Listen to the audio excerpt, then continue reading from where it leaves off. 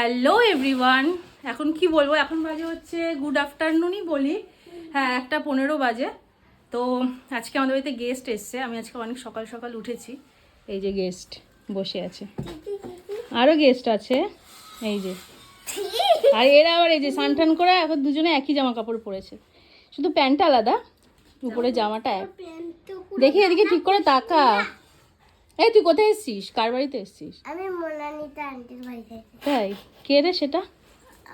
ওটা হ্যাঁ, মোনা। এটা ভালো বলেছিস। যা ভাগ ভাগ। যাও এবার হয়ে গেছে তো স্নান টান।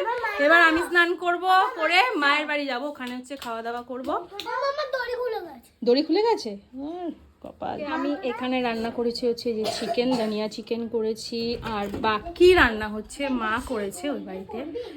তো ওই বাড়িতে আমি এখন স্নান করে নিই, করে ঠরে যাবো। এই তোরা কি খাবি এখন? ও মাংস দেবো তাই তো? মাংস আর পপকর্ন ঠিক আছে।